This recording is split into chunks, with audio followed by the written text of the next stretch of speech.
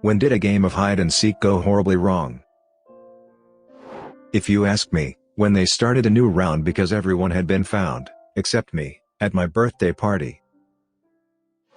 I thought I would be clever, and hide underneath an abandoned vehicle in somebody's yard. It was covered with hornets' nests underneath. I was the first one found. Got 63 stinks. The effers chased me for a block, just like in a cartoon. Cloud of bees behind me. We had just recently moved into our neighborhood, and my sister, 5 at the time, was playing hide and seek with the neighbor kid. Long story short, kid couldn't find her. All the adults started going around the neighborhood shouting for her. It was getting dark. After a while my parents called the police. Someone eventually found her, and she said she did hear everyone looking for her, but she was playing hide and seek, so she wasn't coming out until someone found her. Parents called the police back, and told them not to come. That's how we met most of our neighbors. Edit. Since lots of people are asking, she apparently wasn't even hiding well. She told me she was in front of the neighbor's garage, not even in or behind. She is much smarter these days, but still very stubborn. Before I was born, my brothers and sisters played a game at my aunt's house down by the river. My eldest brother decided to hang by his fingertips inside the water well. Meanwhile, and unknowing of that fact, my other brother thought about hiding up inside the little steeple cover of the well, and to get to it needed to slam shut the well cover. Lol. Slam. Blood-curdling scream, splash, cries for help, between fits of unadulterated anger interspersed with disbelief and worry. My aunt, grandmother, and mom managed to get him pulled up, which wasn't easy because with all of those smashed fingers of his he couldn't hold tight to a rope.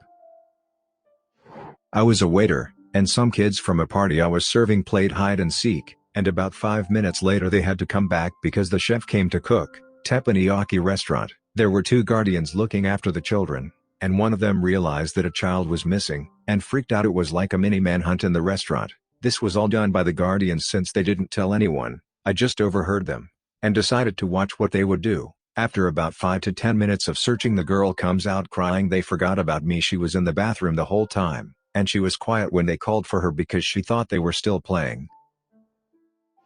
When I was a kid, my 2 older brothers would always make me be it. One time they both hid in a trunk full of clothes. I was probably 6 or 7, so I decided to lock them in, only I didn't have a key. They panicked like crazy, and were having trouble breathing. The babysitter was going crazy. I think she broke the lock eventually, but it was some scary moments. From the great British actor David Niven's Wikipedia page. While on leave in 1940, Niven met Primula Primi Susan Rollo, February 18, 1918, London, May 21, 1946. Primi died at the age of 28, only 6 weeks after the family moved to the U.S. She fractured her skull in an accidental fall in the Beverly Hills, California home of Tyrone Power, while playing a game of hide and seek. She had walked through a door believing it to be a closet, but instead, it led to a stone staircase to the basement. So when I was a wee kid, and a scout, we played hide and seek in the dark. We usually played something like this every time the last 15 minutes. It was a medium-sized cabin, essentially. There was a lot of places to hide, lots of stuff just lying around. For some reason there was a coffin there, and nobody, as far as I know, ever hid inside. Because it's a coffin, and that's just creepy. But my smartass hid inside it. Unlucky for me, another guy also looking for a hiding spot saw me. He decided to lock the coffin I was inside of. Yeah, I had claustrophobia for quite a while afterwards. Also, I have an intense hatred of the name Marcus since because that was the bastard's name.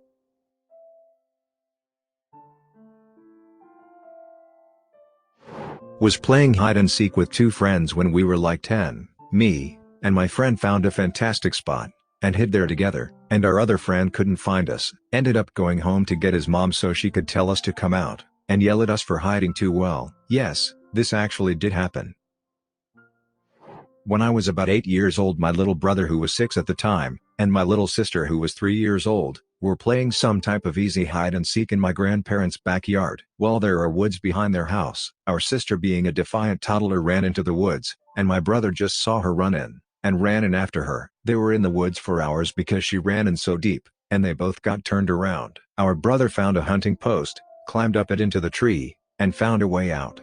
They then knocked on doors, covered in dirt, and scratched up, until someone answered. A woman gave them a ride back because our brother was able to point out landmarks to get back to our grandmother's house. They got back while my mother was on the phone with the cops. They were discussing a helicopter to find them. We were this close to a search party.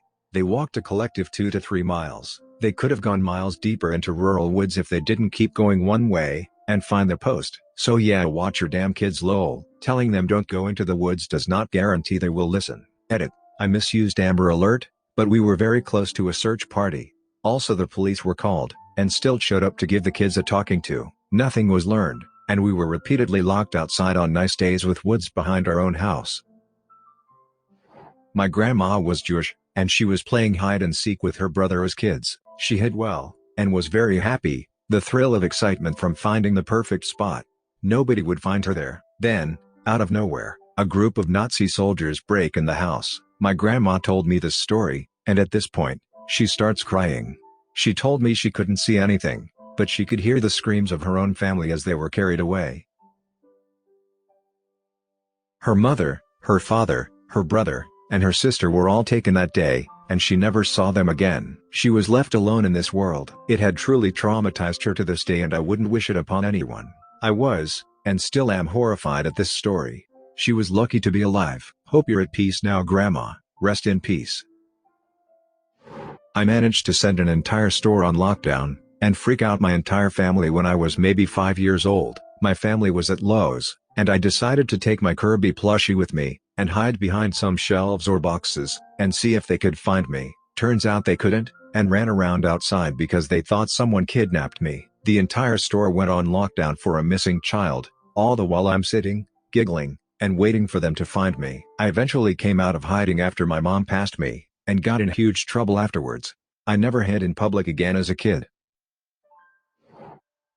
I was a member of my university's hide-and-seek club, and at one point the police were called. However, we had proper signage up, so the police warned us to stay out of a part of the building as they were looking for a suspicious person. What neither the police nor we had figured out yet was that we were the suspicious figure that had been reported. My 10-year birthday party, my friends and I played hide-and-seek Caterpillar Edition. We put sleeping bags over us, and wandered around in the dark to find each other. One of my friends lunges to tag another friend, fell, and went top head straight into her face, knocked out 2 adult teeth, and broke her nose.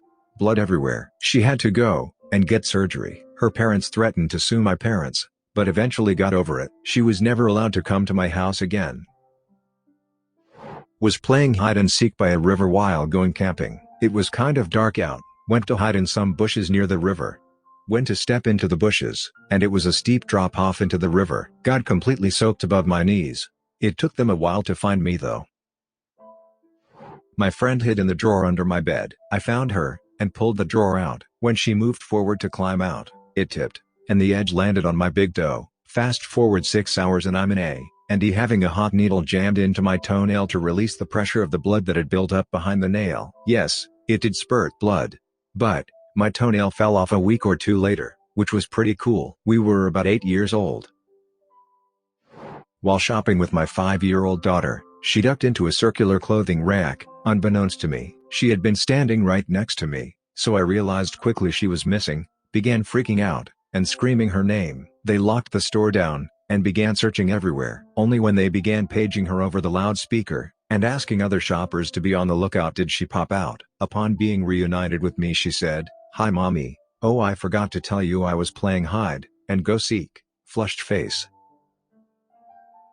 We lost the kid in a hotel for about 2.5 hours, and his mom was freaking out, getting the staff to look for him, and threatening to call the police, just to find out that the kid was hiding behind a stack of chairs under a staircase. Oh, I have a good one. Didn't happen to me, but a friend of mine, but I was in that game of hide and seek. Here I go. When I was 8, I was at a birthday party of my neighbor's daughter. We had mutual friends, and one of them, let's call him Toby, wasn't really the brightest. We all weren't, but he took the cake, like eating a dead wasp once, and then wondering why his mouth was swollen. Anyway, the daughter then all challenged us to a game of hide and seek. For context, they lived on a farm which wasn't the smallest, so there was plenty of space to hide, but to not make this game too lengthy, we all agreed to only hide in the barn, and on the main plot, and not the meadow behind it. It only took the daughter about 15 minutes to find me, and the other kids invited to the party, except for said Mr. Darkhead Toby. After about half an hour of searching for him, we started to get concerned. By this time, it was about 5:30 p.m., and we were all getting ready to go home, but Toby was nowhere to be found. Our parents agreed to let us stay until 7 p.m., hoping that he was found till then. After Toby wasn't found, Toby's parents called the cops, and a search squad was sent out. Still no sign of him. The cops gave up. The next morning, I woke up to my parents telling me, in a tone of relief, that Toby was found. Apparently what happened was that Toby somewhat got lost on said meadow, and was only found 8 hours later standing on the side of a road that was 4 miles away, with his shorts and t-shirt all ripped and damaged. He was only found after a relative spotted him with his headlights. Oh, did I mention that Toby was new to the area, and didn't know where anything was? We are still friends to this day, 18 years later, and whenever we are drunk or really bored, we bring this story up, and just laugh our guts out about it. About him not being very bright. Yeah, he now has his master's degree in mechanical engineering. So glad this story ended well, or else my life would be different now. Had a friend who once hid in the trunk of his mom's car. Unknowingly she drove to the store, which was pretty funny, and a pretty good place for not being found. Subscribe and turn on the notification bell for more stories delivered to you. Thanks for listening. See you later.